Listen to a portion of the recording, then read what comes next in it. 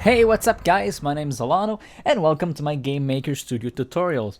Now in this episode, I'll be starting a new series where I'll be trying to analyze the different aspects of the Super Mario Brothers game and actually try and recreate it in Game Maker Studio.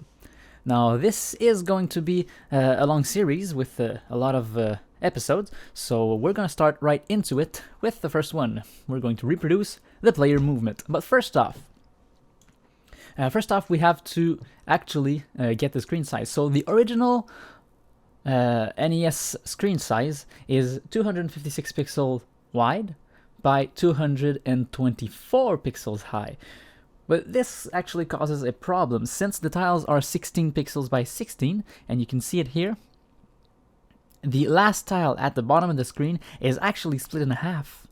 So this is because of hardware limitations for the NES. Now I could try and reproduce that exact same problem, but I'm actually going to go ahead and fix it, okay? So instead of using 256 pixels wide and 224 pixels high, I'll be using 256 pixels wide and 240 pixels high, okay? So first off, I'm going to create a room. Oh, before I start, now, this is going to be more of an intermediate tutorial, so if you don't know what sprite, backgrounds, or objects, or scripts are, I suggest you go ahead and check these out in other videos before continuing with this one, because I won't go through the Game Maker basics since it's going to be too long to explain. Alright, so let's start. We're going to create a room, and like I said, first, let's name it Room Test. This is going to be our test room. Like I said, we want it to be 256 pixels wide by 240 pixels high. I'm going to set the speed to 60 because I want it to be as fluid as possible. Oh, and the grid, you can also set it to 16 by 16. Background color, we'll set it to black for this one.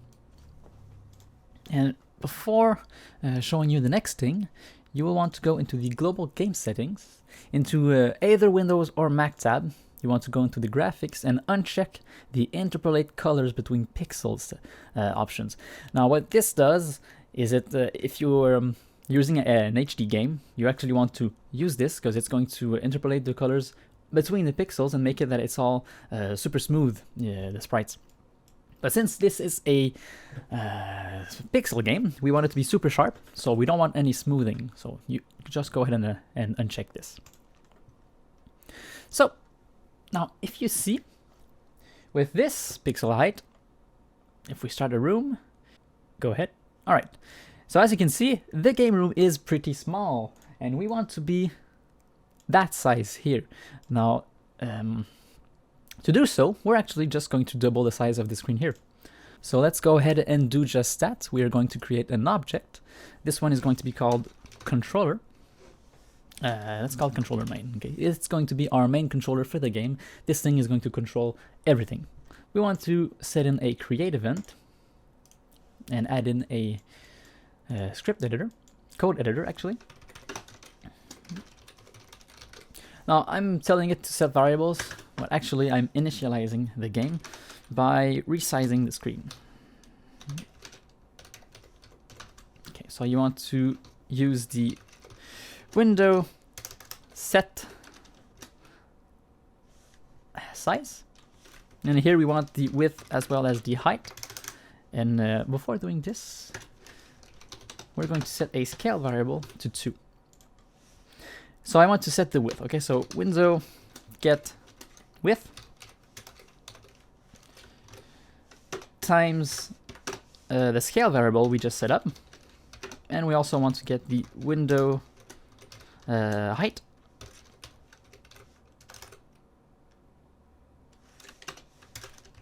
times the scale variable. And I misspelled it here. Alright, so this is good. Now what this does, it set the size of the window to be the original window width times the scale. So you could put 4 here if you wanted, 5 here, and this will multiply the width and height by the number here. Okay, so all that does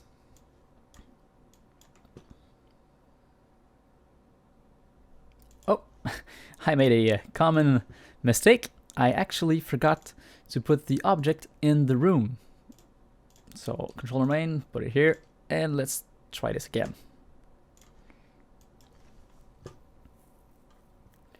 There you go. Now as you can see, the size is better.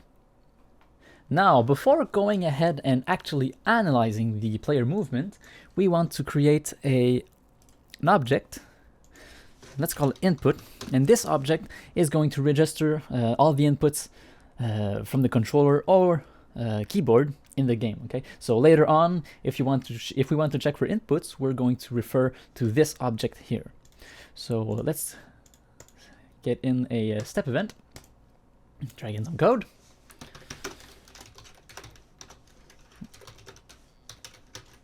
And it's going to check for inputs. So we have 8 different inputs on the original NES controller. We have up, right. No, actually, let's go up, down, right, left for the directions. We also have a start button. We have a select button. We have a button and a B button. Now let's check for our inputs using the keyboard check function. And I want to check for the letter W. So W is going to be up, and we're going to use a WASD for the movements. So let me just copy this here. Actually, let's copy this everywhere.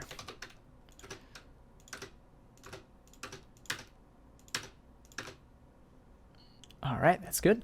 So up is going to be W, down is going to be S, right is going to be D, left is going to be A, start, I'm going to use Q.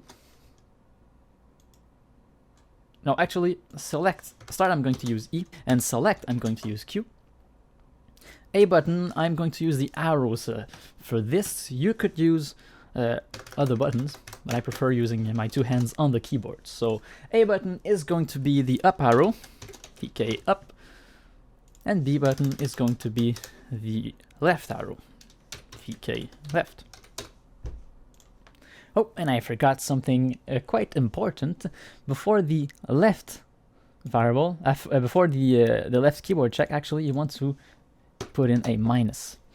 So simply, this is going to check for the keyboard, and if it's true, well, it's going to return 1.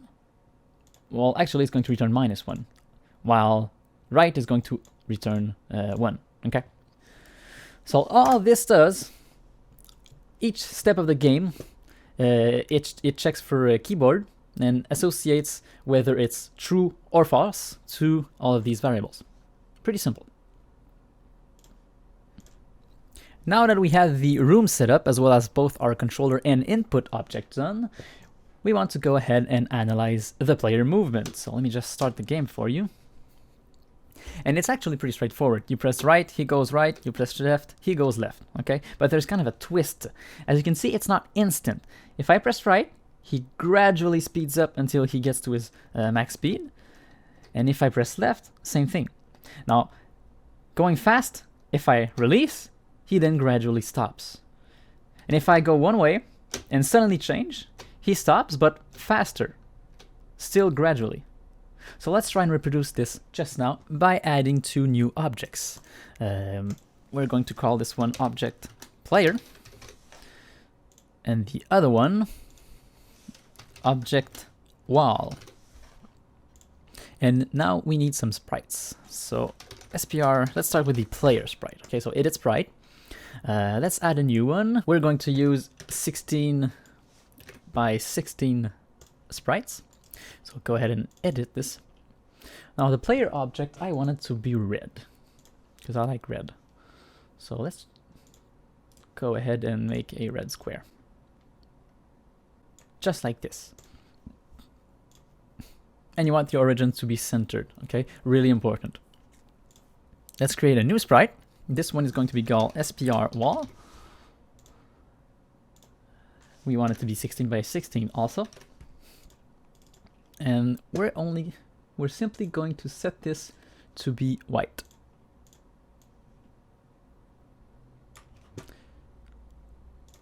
There you go. And center the origin also. Now, back to our objects. We want to set the object player sprite to SPR player and the object wall sprite to SPR wall. And after that, the fun part starts. So go ahead in the player object and add a create event. So we're going to set some variables. So for the movement, we are going to need a horizontal speed variable and a vertical speed variable.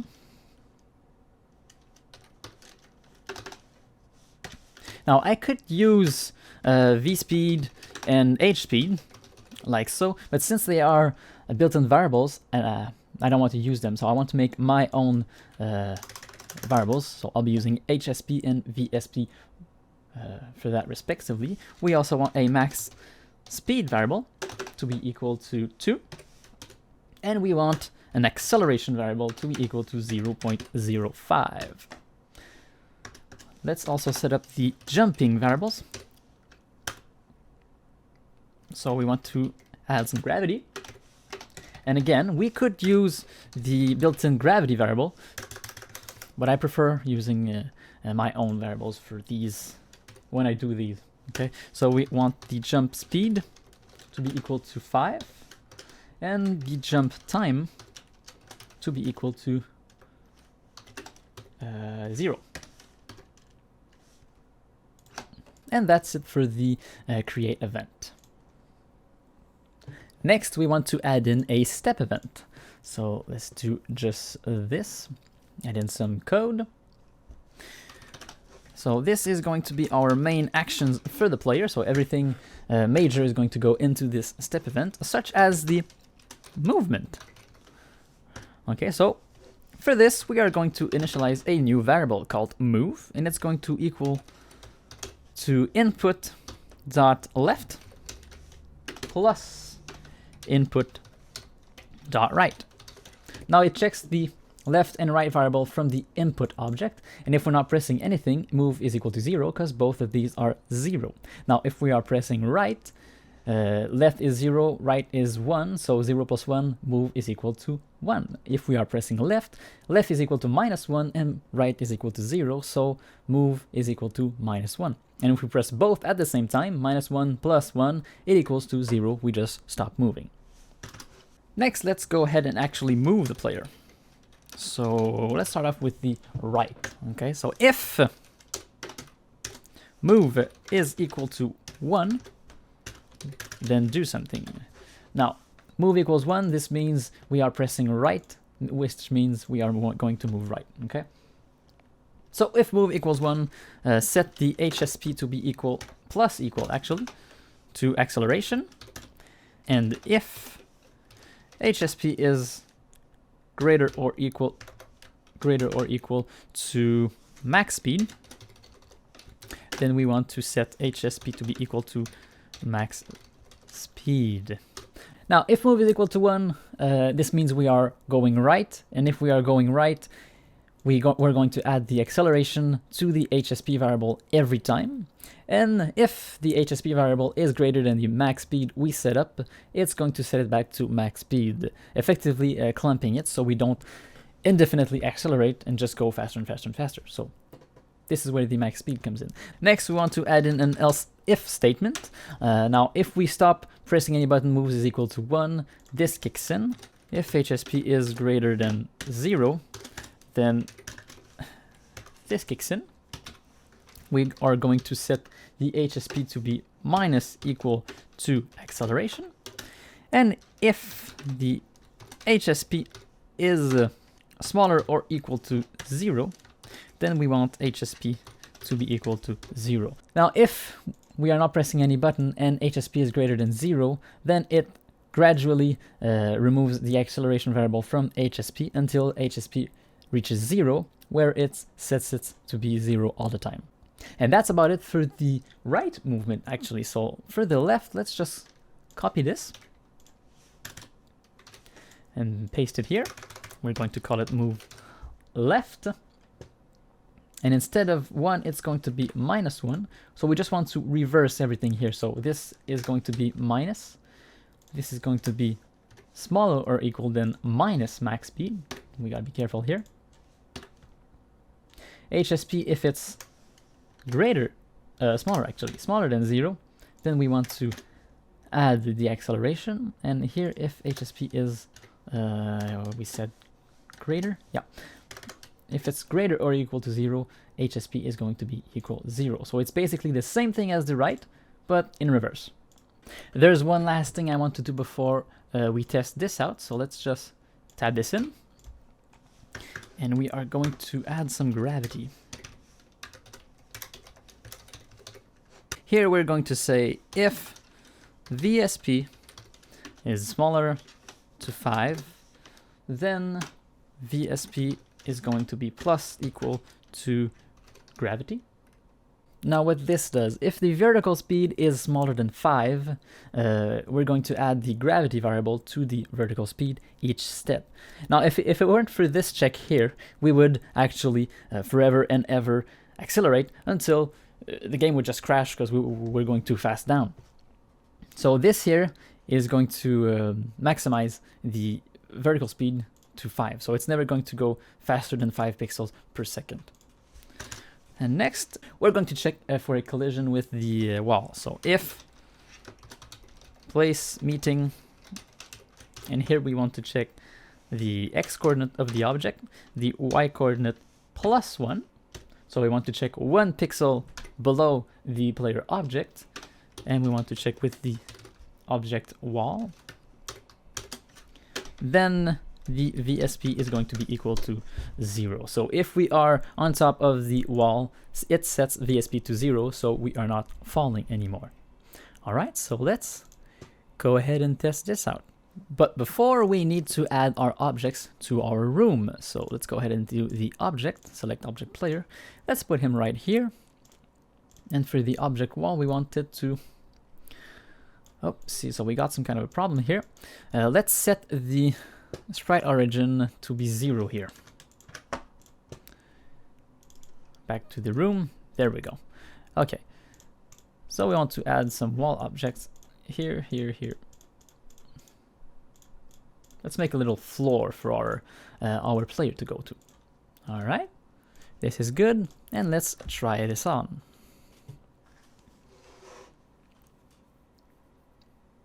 Oh, we got a problem here. So unable to find any instance for object input. Oh, common mistake again. In the room, I forgot to actually put the input object here. You know what? Actually, let's go into the controller main, and in the create, let's set up the input. So we're going to say instance create x and y coordinates, and we are going to create the object, the input object. Yeah. So when the game starts, the controller puts in the input object, so we can register the inputs in our game. Oh, and we have ourselves some kind of a problem. The player is not moving. So let's go ahead and check the object player to see if, oh, there we go. So we forgot to actually update the x and y coordinates each step. So x is going to plus equal HSP, and y is going to plus equal VSP. Now this should fix the problem. Let's try this again.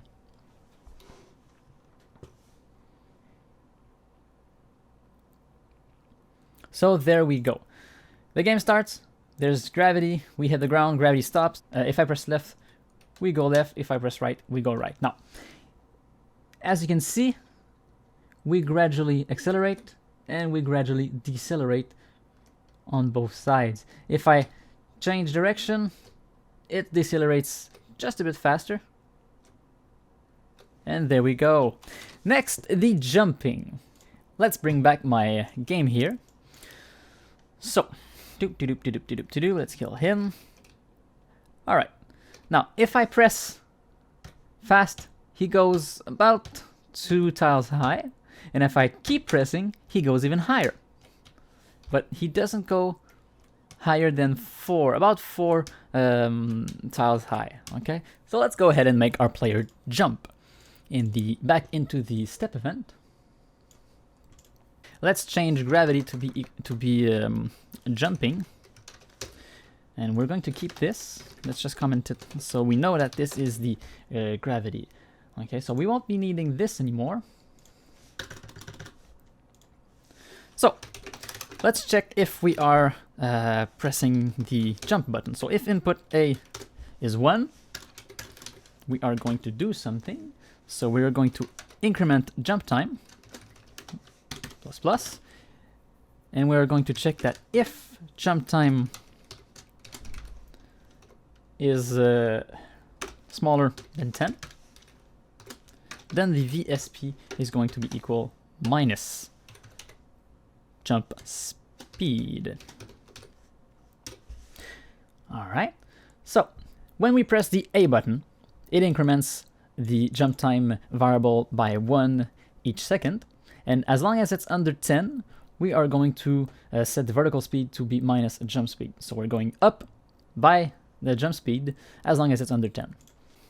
Else, if we are not pressing, well, we're going to set the jump time to be equal to 20. If we release the A button, jump time is going to be equal to 20, meaning that we cannot jump anymore, unless we hit the floor again. So, else if, and place meeting is going to be useful here. Let's just copy this. We don't need this anymore. So, if we are not pressing the A button and we are on the floor, we're going to set the jump time to be equal to 0, meaning that we can now jump again. And the last thing we want to do before actually testing this out is check for collisions, because we just deleted the only code that was stopping us from falling down. So let's start up with the vertical collisions. If we want the place meeting function here, so if place meeting the current objects x and the current objects y plus VSP against the object wall, then do something. Okay, so if we are colliding with the object wall either on the top or bottom of us, then we are going to do this, which is a while loop. So as long as,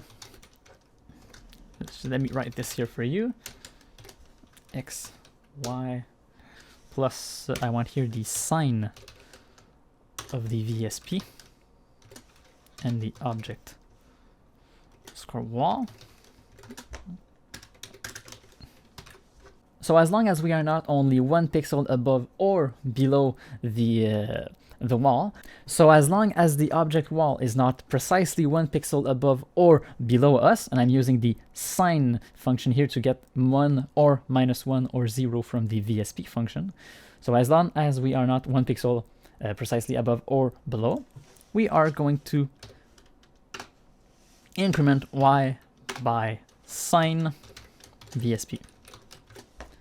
So we are gradually going to go towards the object until we collide with it, until it turns 0. After that, we want to set the vertical speed to be equal to 0. So let's just move this here. And that's it for the vertical collisions. Now we want to do the same thing for the horizontal collisions. Let's just copy this and paste it. So this is going to turn into horizontal. Instead of VSP, we want to check for x plus HSP. Here it's going to be x plus sine HSP. Here it's going to be x, it's going to plus equal sine HSP. And here HSP is going to be equal to 0. And we are going to move the x to right here. So that's about it for the collisions, but before we go ahead and test this out, let's go back to the room and change this here and add a platform, okay? So we want it to be 1, 2, 3, 4 pixels high. So this is going to be our platform. There we go. Now we can check if the collisions are actually really working. All right, so we fall down, and as you can see, we stop when we collide with the floor. If I go left, we stop when we hit the wall. If I go right, we stop when we hit the wall. If I jump, we also stop when we hit the platform. Now, if I press fast, you see we go just above the 2 tile mark, and if I keep pressing, we go higher. Now, as you can see, he's going just a bit too high, so let's go ahead and alter the in the step event, right? Let's go ahead and check for the jumping. Oh, let me just tab this in so it's prettier. In the jumping, the jump time, let's try 8 and see if this works out.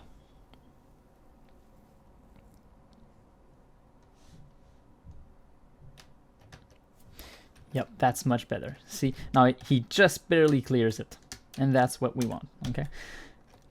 Now, like I said, if I press up and keep it up, we go up. When the timer goes reaches 8, we go down. If I jump twice, I cannot. And the only time I can jump again is if I hit the floor. Alright, so that's it for this episode. Next time we are going to tackle the sprites as well as probably add in some player states to our player object. You can go ahead and support me on Patreon if you want more of these tutorials. And also don't forget to leave a comment below if you have any problems. Don't forget to also like this video and subscribe to our channel. Thank you very much for watching and see you next time.